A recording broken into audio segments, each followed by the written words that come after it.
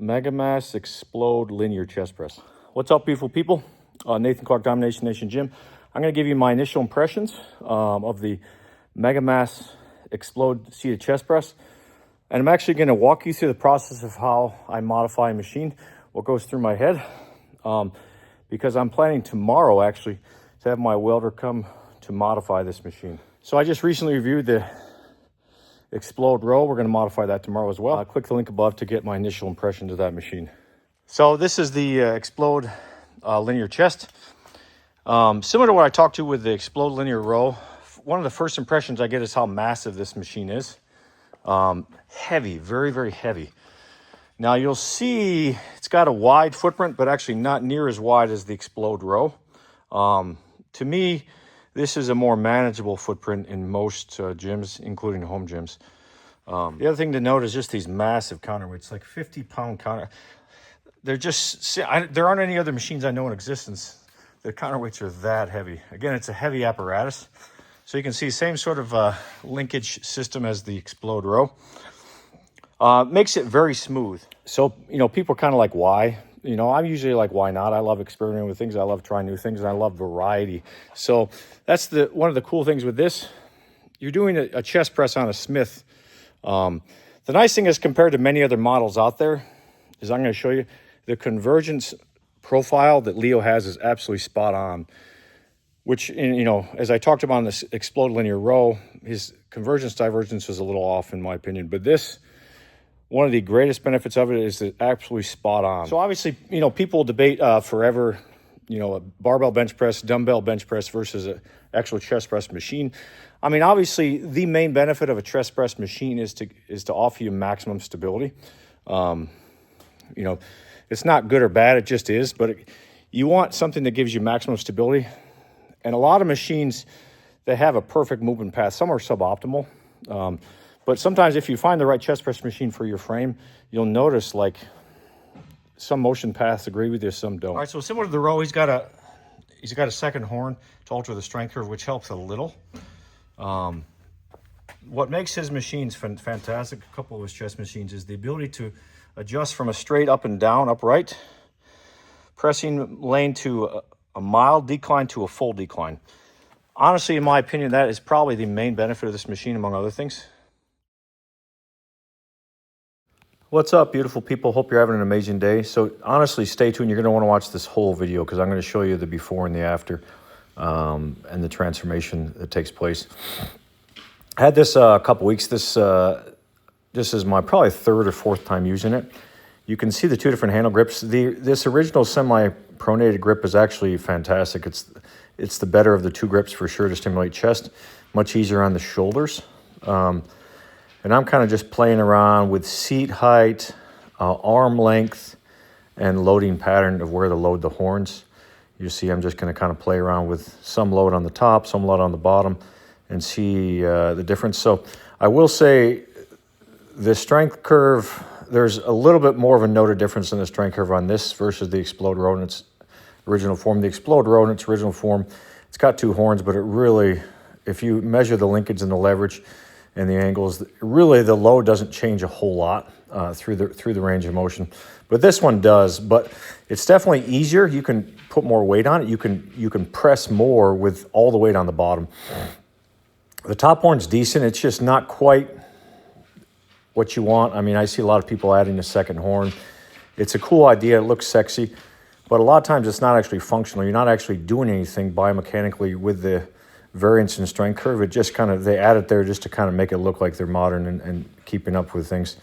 But this one does have, what I like about this chest machine is you can adjust the arms out and forward and aft, and you can change how much convergence you get just by how far the arms are out. So you can see this convergence on this is absolutely phenomenal. I've got a ton of chest machines, ton of upright chest machines, but this is just a fantastic convergence. And while I'm using it here in its original form, I almost always have a pillow behind my back just to add to the stretch. You're going to see when I modify these handles how I'm going to change that, so I don't necessarily need a pad unless I'm using the original handles. But fantastic machine, really, really smooth. And again, as I said in the beginning, I like this because it's not quite as wide as the Xpload row. I'm still trying to find room where I'm going to put this Xpload row. Now that I've modified it, it's phenomenal. But this one fits a lot easier. It is tall, but it is heavy. These things are just a beast to move. But you're always going to get a little bit of friction when you have bearings, when you have a Smith. But it's super, super smooth. So honestly, if you closed your eyes, if you had no pre-existing biases, you might get on this machine and say that it's better than the original Flex, honestly. So to review, it's a phenomenal machine, honestly. It may, in its original form, be better than even a traditional upright Flex leverage chest press. I think the convergence profile is actually better than the original Flex because it's just spot on. It takes your pecs right through the motion path with a perfect amount of convergence, which you can amplify if you put a pad behind your back, or you can change by adjusting the length that these arms come out. So I give it a 9.2 out of 10. Phenomenal. Motion path is perfect. Very, very smooth. The benefit of a Smith, again, is to give you this smooth, fixed path that mimics and reflects the anatomic position and motion of your pecs, which it absolutely does. The handles are okay. Now, I do want to point something out Leo showed me on the row. There's actually a second hole. You can bring this in about 1/4 of an inch if you want more of a convergence profile, depending on how wide you are. It's not a ton, but it did make a teeny bit of a difference in the row. But I don't need it in the chest. This is actually perfect for me. But there is an option to bring the arm in just about 1/4 inch. Now, I will say the original, because of the motion path, because there's actually a large amount of excursion for a chest machine. That's what I like about this machine. Is another thing. There's a large amount of excursion. I mean, you don't want 3 inches of range of motion because it's not going to give you any sort of difference or variance in the strength curve. But there is a large degree of range of motion difference, which is one of the reasons I think the strength curve on this feels way better than it does on the row. All right, so you ready for the unveil? I showed you the before. Now let me show you the after. All right, so you can see, look at those handles now, guys. You guys got to see these handles. Check this out from different angles. Notice there's specific angles, 3-dimensional planes to stimulate the pecs. It went from 2 grips to 10 grips. So I kind of see it from this perspective. You'll see this is my super pec grip, and I've got 2 super pec grips, specifically designed triplanar handles. You'll see they're going to just be crazy chest stimulation. 2 lower semi-supinated handles at a slight varying angle to stimulate the chest differently. The original handle here, the original handle here. I've got a close squeeze press grip, my traditional semi-supinated grip, and a high semi-pronated grip and wide semi-pronated grip. So the other thing you can see is I added a horn. So the thing with this, it's different than the back machine. So I actually was planning on having to do some engineering here, but I didn't have to. The one caveat is at full contraction, this right here hits the post. So you have to have the plates a little bit out. So it's a concession I was willing to make rather than having to do crazy engineering. When I'll show you the back machine, the Xpload back machine, I'll show you what I had to do because I couldn't do that on the Xpload back machine, even with that extra horn. Didn't give me adequate strength curve. All right, so check this out, guys. This thing is so good now. So I'm going to show you a little bit of footage from different areas. This is the very bottom short semi-supinated grip. Great one arm at a time. I still have to drill an extra hole on the bottom of the seat to make it come down lower, but this is kind of the position I'm in now. Lines me up absolutely perfectly. You can see this is the original handle. Again, the original handle does line you up well. Fantastic convergence, but just notice the arc of excursion. I'm kind of playing with some weight on the top, some on the bottom. Just playing around with where the load feels good and the range of motion that the path takes me through. You can see the wider semi-supinated grip, different angle than the bottom. Hits definitely the pecs differently. With the back pad out from a decline position, that feels absolutely phenomenal. But honestly, you could do a chest workout with each grip only. You could come to my gym and spend a month trying to master this machine and honestly not master it because of the way these handles are oriented and how they can just stimulate your chest from so many different areas. So you can see the conundrum I'm sometimes in, which is a good conundrum. I've got so many different grips on so many different machines and so many different things I want to go through that But I got to get all these things finished before I can finish. So check this grip out. This is my super pet grip. I've got a lower super pet grip at a slightly more pronated angle, a higher super pet grip at a slightly more less pronated angle. If you can see from the side, I'll show you in a second how this thing just completely opens you up in the frontal plane. You can see a little bit here.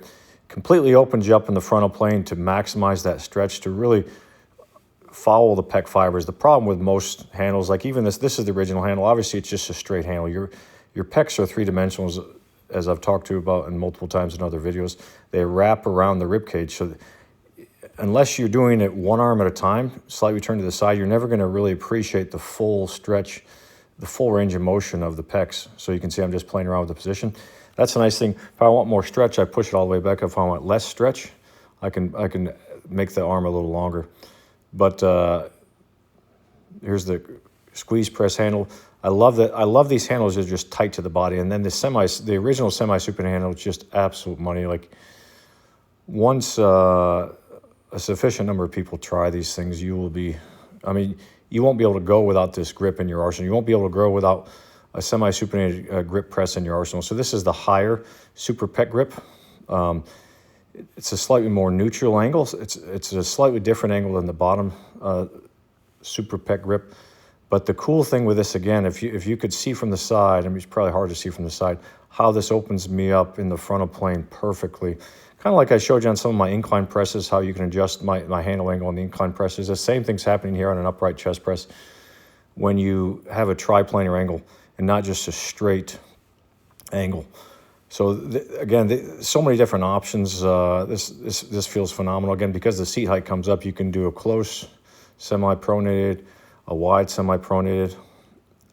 Here's my squeeze press again. Again, I'm just playing around with this. It definitely feels best if all the weight's on the top horn. And again, the one concession I had to make is at end range of contraction, if I have a pad behind my back and I push it so the arms hit all the way at the end of the range of motion, that weight horn will hit the upright because of how these machines are made. I wish that wasn't the case, but it's the case. So you just have to have some rubber stoppers and pull the weights out a little bit from the base. It's not a big deal because it gives you the extra range of motion, but it's that top eighth of the range of motion that you actually do feel a drop off. It's definitely a strive number 3 setting. Now, if it was me, I'd love to add one more horn so I can do like a strive number 4 setting that I showed you, like I've done on many other machines. It's just not possible with the way these arms are. But it still feels phenomenal because right at that top eighth, probably top sixth of the range of motion, it drops off phenomenally well. But playing around with this, definitely all the way to the top is the best. The second best is most of the way to the top and about a third of the way at the very bottom. So with this extra horn, you won't even really use the middle horn, honestly, because it just kind of feels a little bit, you don't need it, more or less. So I had intentions of showing you guys how I put these handles on, but I don't have anybody recording. It's just me and the welder. Like I'm in the middle of trying to hold the handle right where it needs to be. I was just unable to do that, but I thought this would be good, but honestly, I surprised myself with how good this turned out. It's just an unbelievable machine now. Absolutely unbelievable machine now. Absolutely unbelievable machine. The more I've done this, the better I've gotten at it. A lot of times it takes 2 or 3 revisions or more to play with it, get it right. But there's not much I could change with this or would change with this because it's just hitting from every angle. It's total annihilation. Like I said before, I love this machine because of the different angle I can adjust the chest pad. And because the seat goes up and down so much, I can do a low chest, a mid chest, and a high chest, virtually standing. Actually, I wanted to show you this, guys. I just barely found this stuff. I wish I found this stuff once I started modifying the handles. But Rust-Oleum textured metallic hammered. It's phenomenal. Like, it gives you a grip. So for those DIYers, literally, you're essentially just spraying on knurled handles. I wish I'd found this earlier. So I'm going to do this on every handle from now on out. So final thoughts. Leo did a phenomenal job on this machine. Honestly, it's his best machine I've ever used. And I told you, I got 3. I'll show you my modified Xpload row. Now the thing is absolutely phenomenal. I'll show you the other piece I got soon. Stay tuned. But I would own this in its original form. It's a 9.2 out of 10 in its original form. It's just a super, super good machine. And now it's just a total different ball game and level. But honestly, any serious gym would likely, if I were to get any of the 3 pieces, I'll show you, it would be this one from, if I had limited space, from Leo, because he just knocked this one out of the park. And I just kind of added my own little Domination Nation additives. But if you guys get a chance to try that machine, let me know what you think. And honestly, if you guys ever come to my gym, well, I got so many machines I want you to try. It's another one on the list, honestly, that if you try, you would not be able to go without out in your gym. You would create space. You would make space. You would sell OG equipment just to get this because of the feel, the stimulation, the variety, the uniqueness. It's absolutely freaking lights out. Let me know what you guys think. Like, comment, subscribe below. Stay tuned for some awesome, awesome stuff coming your way.